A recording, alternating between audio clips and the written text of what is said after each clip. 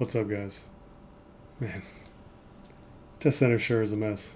There's a lot of people out here testing stuff right now, including myself. I've spent some time on test center recently, uh, working on certain builds, testing out new aspects, trying to figure out what I want to play. And I'm going to stick to the theme of helping newer players, or at least returning players, get a good idea of what they could jump into today.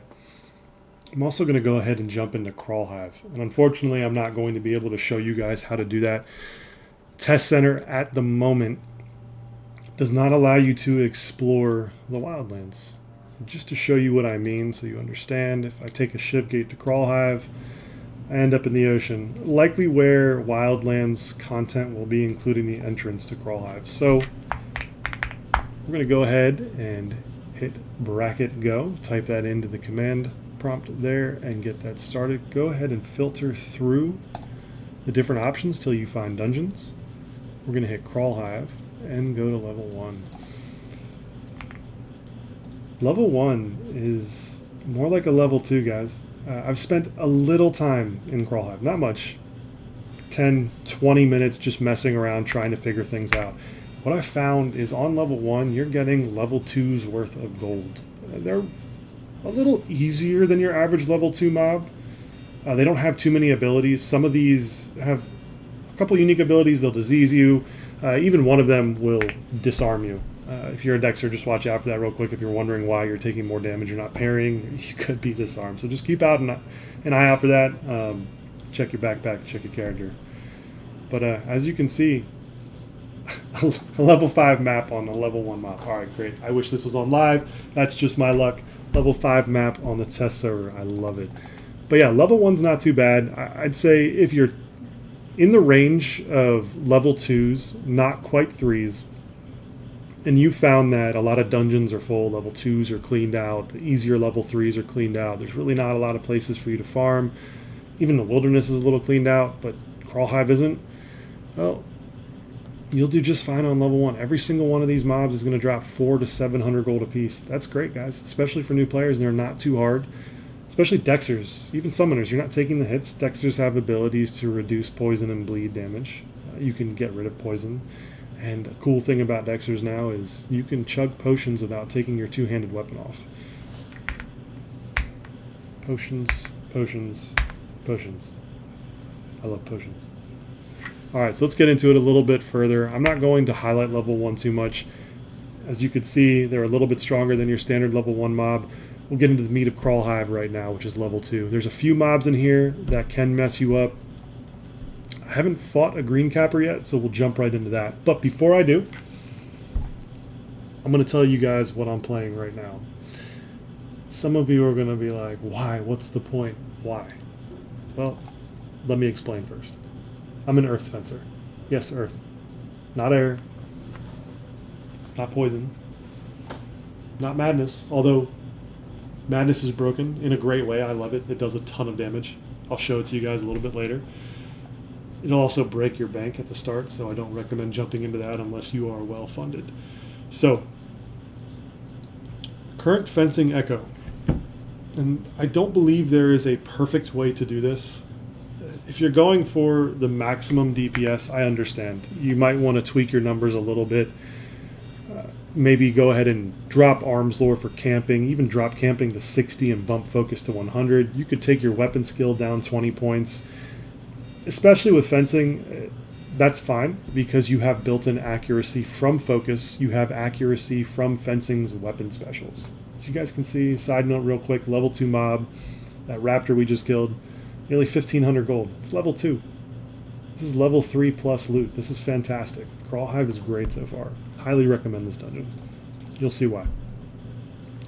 So getting into it, 80 focus gives me a 12% accuracy bump. It gives me a 12% swing speed bump. It also increases my swing speed cap by 12%. So if you look here, focus 12% swing speed, accuracy 12%. I don't believe it says it on here for the cap. Might be on here somewhere. Cap of 62%. And if I do my math right, which we'll do right now, we get 15 from Shiv, Yes, I know, 30 gold links. Not everyone has 30 gold links. The build doesn't require 30 gold links. It doesn't require 30. Accuracy exists now. Focus exists. As a Dexxer, you don't need to worry about that anywhere near as much. You'll be able to land your hits. Play what you want. Dexxers are good to start now. They're not better than Tamers, in my opinion. They're probably not better than a Necro Summoner. They're still really good now, though, to start. Let's get back into it. Chivalry, 15%. So 10 gold swing speeds. I recommend that if you can afford it and have 10 links unlocked. That's 30%. Feast puts you at 35. Focus adds another 12. You're sitting at 47%. And our cap is 62%. Okay, so we're not quite at cap yet, right? But when Flurry procs, we are. That's another 20% swing speed. You'll have a little bit left over because you're going to hit that cap of 62. So I think you'll have about 5% left over. That'll turn into actual additive damage. But that Flurry lasts 30 seconds. You should be swing speed capped for the majority of your farming at 62%. You could bump that to 65 if you wanted to by taking Focus to 100 and dropping some other. That's up to you. There's no right way to do it, in my opinion. I just personally like this build because I still like Arms Lord. I like disarming a target, getting that bonus. I like landing a few more weapon specials without having to add the links. And I like the increased durability on my gear. That's just a perk. It's quality of life, right? I don't have to repair as often, but it's easy to repair. Guild houses, public repair benches shouldn't have too much of a difficult time repairing items. Let's get a little further into it. I'm going to showcase some mobs while I show you guys Earth. Green Cap. This mob here reminds me some other ones we have that throw mushrooms at you, and like a Myconid in Palma. Yep, there you go. Pops a poison. And again, don't have to take off your weapon to use potions. Fantastic. Let's keep going. Hive Stinger gets a little dangerous. It has a delayed effect, I believe. I think it procced it on me just now. Within a few seconds, I should lose a chunk of health. If I didn't, then it requires you to stand in that target spot, maybe? Yeah, so I lost 38. So that's fairly significant. You guys might be thinking it's not. But if I go over Earth for you, which I'm going to, Earth's damage resistance cap has changed. Or rather, it allows you to increase the cap. Like Focus increases your swing speed cap. Earth is going to allow you to take less damage overall by increasing your damage resistance cap. There might be a stealth mob here. When you come through here, be careful. Yep, there it is, the chamomile. This is essentially... chamomile, okay. It's essentially the Deathstalker from Mount Petrum, except it stealths. It's going to eat you and bleed you. I don't believe it diseases, but if it does... Actually, let's see. Bleed for sure. Yep, just a bleed. And it stun locks you like a Blood Feaster does in 8K3, I believe they're in. So yeah, be careful of those. They're kind of dangerous. But again, they may not seem that dangerous because of Earth. Exactly what I was saying. My damage resistance cap is 89%. Everyone else's is going to be 75% unless you use the red line system. Most people aren't going to be utilizing the red line system to increase their damage resistance cap. I'm almost at 90%. Just to break it down for you, if a mob's special attack is 100 damage and you have 75% damage resistance, you're taking 25. If you have 89%, you're taking 11. If you have 3 mobs on you, all dealing 25 damage, and you have their melees hitting you as well, and they all hit that at the same time, that's 75 damage. If you're Earth, that's 33 damage. For a new Dexxer, even for a Dexxer like me who wants to be lazy, I find Earth to be fantastic. So far, what you've seen here in Kraul Hive 2, there's nothing different than those few mobs I just ran into, so I'm going to go ahead and head into 3. The most dangerous ones being the green cap, the first... Oof. I probably could have healed him. Sorry, guy. Let's see. This is a Hive Guard. So you want to stand still with Earth on this. I'm going to explain this in a second as it does its abilities. It's going to do an undodgeable, at least I'm fairly certain it's an undodgeable AoE, similar to a Hardwoods, or the Earth Elementals in Time, if you're familiar with those. I have 89% damage resistance, and I'm still taking 30 damage. I'm sure you could do the math on that and figure out what kind of damage it's going to deal to someone who doesn't have that damage resistance. I was running around with Madness earlier. The only damage resistance I had was from my Healer's Codex at 18%, and it was hitting me for about 90 damage. That's why I like Earth. So we have our Odiug 2.0 here, the Bogiug. It's not as dangerous up front as the Odiug, which shoots spikes and you get initial upfront damage per hit. This is an AoE disease. Similar to the spikes, but every time it hits you with that AoE, it's applying a disease. I actually find these really cool. You can tame them. I think they're going to be really good going into boss scenarios if you need some kind of cleave or ad control. Say 3 or 4 tamers roll with those and no one's really caring about their numbers or whatever. And you want to wipe out all the mobs. Stacking diseases with 4 Bogiug sounds pretty fun to me. I might do that just because. We have another tameable here, the Shadow Prowler. What I found interesting about this one, not Frenzy, although Frenzy's good, is Shadow Strikes. This inherently ignores 30% of the target's armor. Built-in armor ignore. I didn't take a look at how many. Okay, it's a 4 slot. I think most of these might end up being 4 slot control pets, and there's 2 more we can go ahead and take a look at. So that Hive Guard, or was it the Hive Warden, does that kind of AoE you want to watch out for. And there's a few more mobs I'm going to show you that are dangerous that you want to watch out. This one, I haven't really been too worried about so far. I believe what it does is it stacks a bleed. Again, being an Earth Dexxer with Anatomy, Shiv, I can reduce bleed damage like crazy. It tickles. It's like a feather, right? It doesn't bother me. However, if you're more of a squishy character and run right up to it and it hits you with a couple bleed stacks, you might not be feeling the same way. Alright, so we have... This is the Hive Guard. Is this the one that does the AoE? I'm going to try and show you the other one here in a second. Yeah, so this is the AoE. I'm fully capped right now, 89% damage reduction, and this thing hits me hard. So you don't want to get hit by this if you can avoid it if you're squishy. I'm not certain what the Hive Mind does. Maybe a debuff. Unfortunately, at the moment, we're not going to see those. Test Center is bugged in that regard. I'm not saying bugged because of Kraul Hive, but maybe I was. You're not going to see your feast or any bleeds, diseases, anything like that. So I haven't really been able to pinpoint exactly what each mob is doing in regards to damage over time, whether it's diseases or bleeds. But you can tell just by the telegraphing of some of the mobs. They're going to let you know before they use the ability, and then you're going to have a swarm of flies on you or some blood come out at your feet. Alright, so let's hurry on up and get to the back. I'm going to go ahead and avoid some of these mobs. Except the Hive Warden. I do want to show you the Hive Warden. That toxic spine right there, that thing that came out of the ground, that's just as dangerous, if not more so, than the AoE from the Hive Warden. The reason why is that's going to hit you even if you're standing still for just as much as the Hive Warden's AoE. I'll show you. I'll let it hit me when I'm standing still. Give me an example.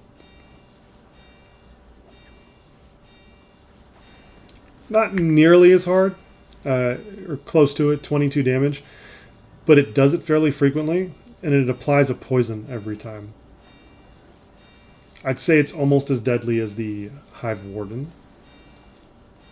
No, I'm sorry, this is the Hive Warden. I'd say it's almost as deadly as the Hive Guard. It's probably the second most deadly mob in here. So between the Hive Warden and the Hive Guard, they're the hardest in Kraul Hive.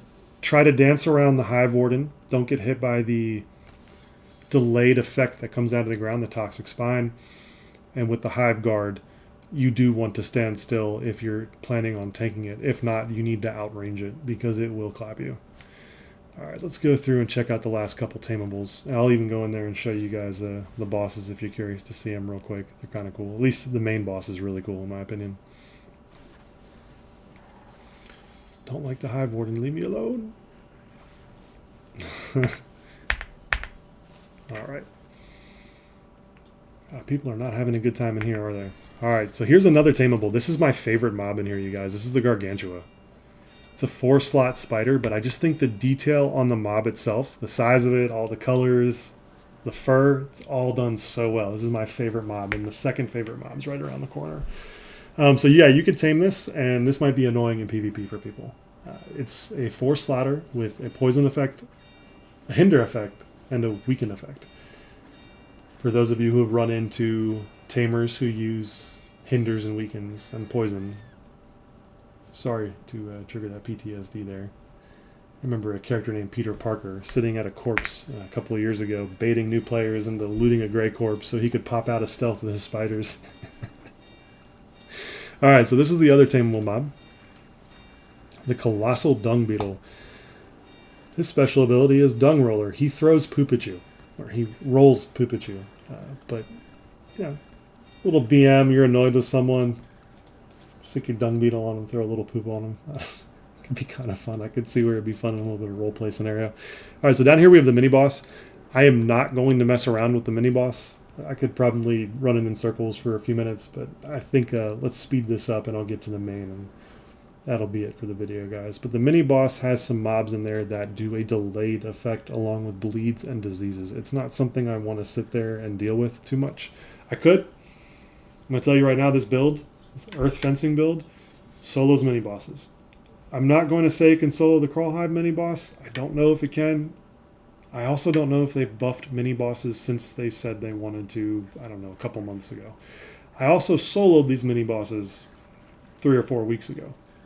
I was fairly surprised, pleased with it, but I do not expect them to keep it that way. I don't think soloing bosses is something they want in the game. It can be fun individually, but defeats the purpose of a boss. We want these as group content, right?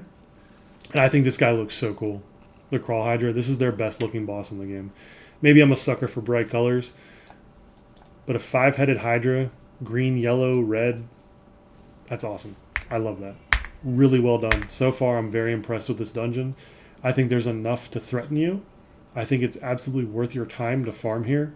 I think it's a step up from most other dungeons, and if the Wildlands mobs are reflective of the dungeon here, I'll be very happy with what they've done with it. I'm impressed. I hope we get more dungeons like this. And again, guys, final note. Earth Dexxer is worth it. It's good. Death Necro Summoner with Barding is good. And they're both cheap. If you're a newer player, returning player, not much bankroll. 8,000 a core. Good setup. You don't need 30 links to make them work. You may not be hitting it like AK4 and Moz 4 right away. You may not be coming into Kraul Hive 3 and completely smashing it right away. But within a couple weeks, if not a week, you should be down in those locations. Capable. Able to farm them. Just not keeping up with people with 30 links and tier 15 aspect. But still capable of doing it. Alright guys. Hope you enjoyed. Hope you learned something. Till the next one.